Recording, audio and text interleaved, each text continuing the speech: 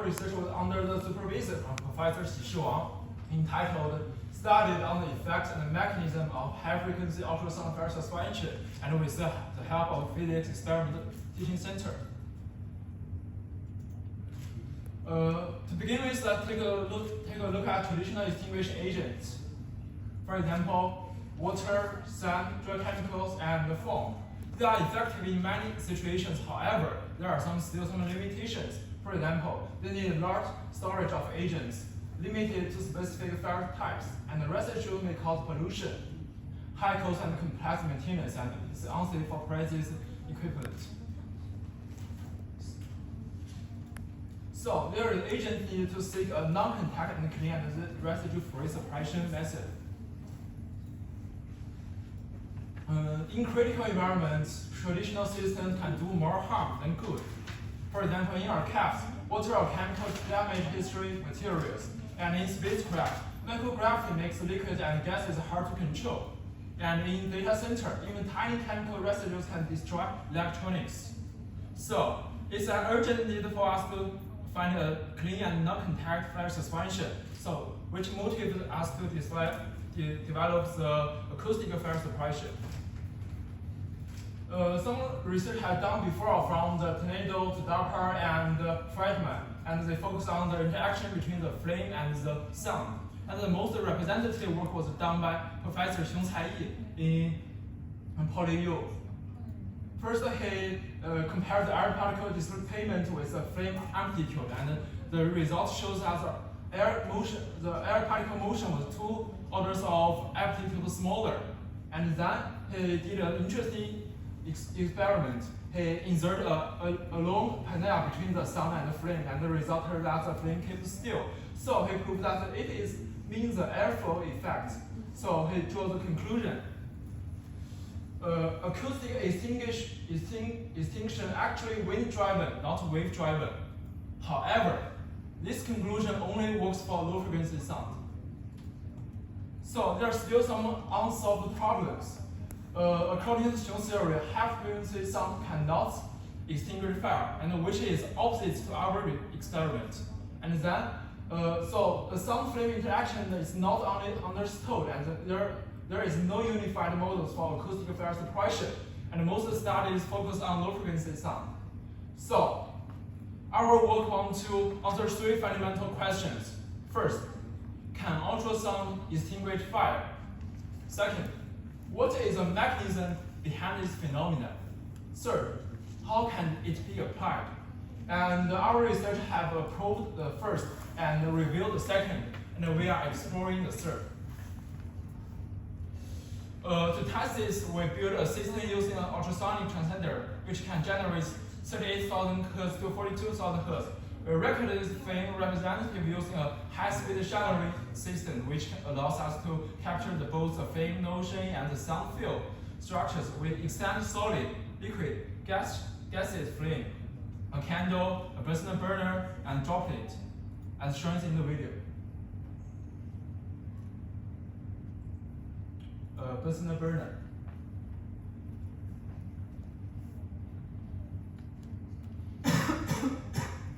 And a droplet. As shown below, ultrasonic can disturb and eventually extinguish all kinds of flames. The candle, the Bunsen flame exhibits rose construction and detachment, while the droplet flame silicates before quenching. These observations demonstrate that ultrasonic interacts directly with the combustion process.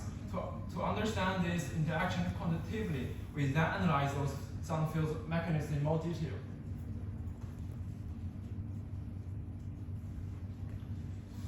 The sound is a compressional wave consisting of alternating compression reaction zones. This silication produces periodic density gradients in air, which can influence the mass and heat transfer around the flame. To visualize this, we use the Schlieren method as light passes through the sound field. It's bent slightly depending on the refractive index, forming bright and dark image on the image. So we enhance this Schlieren image through image processing and reconstruct the acoustic pressure gradients field in both 2D and 3D as shown in the figures. The periodic pressure distortion corresponds to the standing wave patterns near the flame.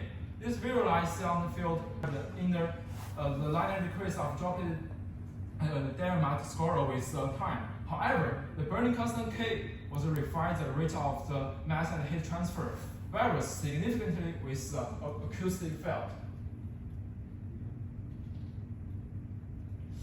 To further describe how sound influence the droplet combustion, we extend the classical D-score models by introducing acoustic coupling term.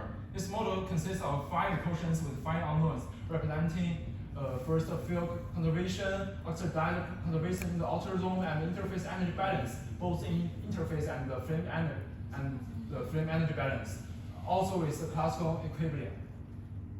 Then we solve these equations, we obtain a self-consistent set of results. Now, the K modification lies in the mass diffusion term shown at the bottom. The total diffusion composed with 4 parts: ordinary diffusion, thermal diffusion, pressure diffusion, and force diffusion.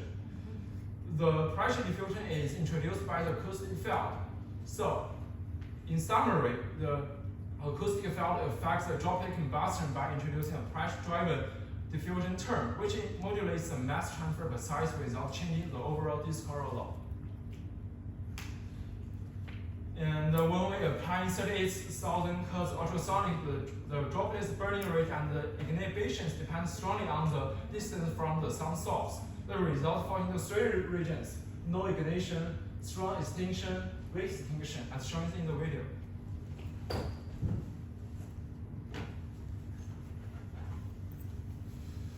The strong extinction is the flame ignites but the burst unstably and is often blown off before its complete combustion.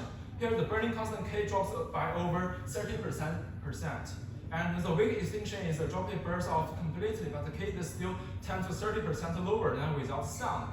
Moreover, the K shows a periodic oscillation with distance from several extinction values, and this corresponds precisely to the acoustic pressure gradients patterns of a base in the general image, meaning that the flame passes through the values, confirming that combustion is governed by the spatial periodic of the sound field.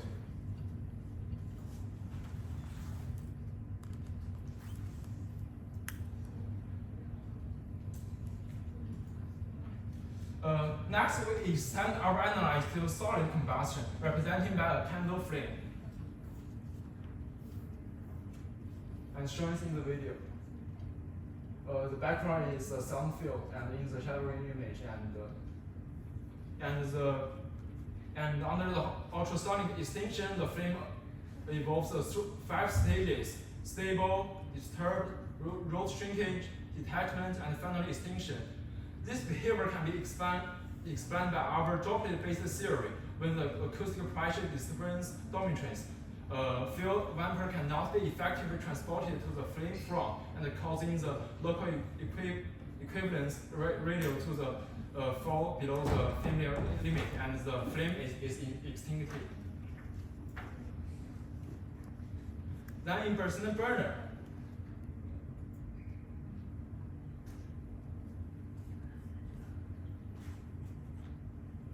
we can at the root there are some dark and black shrinkage, and this will be expanded by a millimeter focal.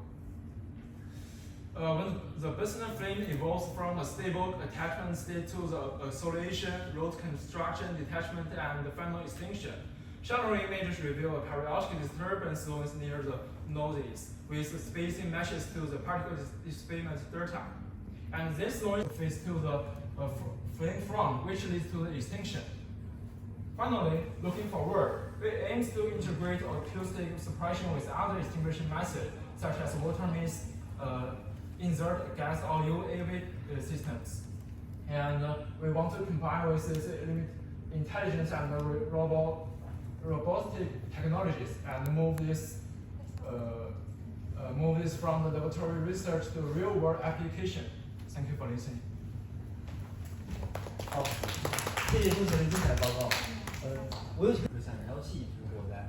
那如果说换一个火灾，比如电池或者是一些电力系统的火灾，它可以实现吗？我们目前就是没有对电池开展过实验，然后我们实验的核心整个报告我们工作的核心想要探究为什么高频声波可以灭火，或者说其实比如说在一些典型的场景，其实这也就是声波灭火的优势，比如说传统的档案馆、太空站以及比如说计算中心这些常规的灭火手段，他们会有一些残留，他们的益是大于利的，所以说他们有很多的危害。所以说这个时候就急需要一款没有残留、清洁且高效的一款灭火方式。这也就是我们研究声波灭火的核心。但是根据前人的研究，他们主要是研究低频声波灭火，也就是说，他们就拿一个扬声器，让实际增加它的功率，看它这个振动能不能吹灭火焰。但实际上呢，根据建工理工大学的熊才义，他在2021年发表在《ISFFST Journal》上一篇文章，就阐述了这个过程，其实是这个扬声器它是鼓膜振动引起的风把火焰吹灭了，也就是说一个风把火焰吹灭，而不是声波本身。因此之前他们其实做低频声波的灭火的主要工作原理都可以归结为我一口气把火给吹灭，没有什么本质的区别。但是呢，所以说根据熊的理论，高频声波其实是没有办法灭火，因为它38000赫兹，它这鼓膜常规的扬声器不可能1秒钟振动38000赫兹，以及所以说你需要很小的压力陶瓷，所以说它就不可能产生风，也就是气流。但是呢，根据我们的实验，我们创新性第一次发现了这种高频声波它可以使小火焰熄灭，所以说我们理论的核心就是想研究为什么它可以灭火。但是为了建立它的理论，之前没有人去探究过这个理论，所以说我们想要用最简单的模型，就是最简单的液晶模型。前人已经有很多版的理解，但是我们想要把声场引进去，所以说主要工作就是对以液滴为原型开展它的理论研究。其次呢，然后我们再把它这个理论看能不能验证到其他的气体火焰以及固体火焰上，最后发现都可以有很好的解释，这也是我们目前的工作。但是对于未来的应用场景，我们可能需要更高的功率以及更多的实际情况，比如说您刚刚所提到的电池，等等，包括我刚刚去森林火灾那边可以听到，他们也有一个声波灭火在森林火灾的应用，也去听了感觉，但是也都很有前景。所以说，我们想做的工作就是探究好它的理论，它为什么能灭火，再去考虑它怎么去应用到具体场景。好，谢谢龚学的精彩报告。各位同学有什么问题吗？各位同学、老师。好，那我们今天上午就圆满结束。好，各位同学再见。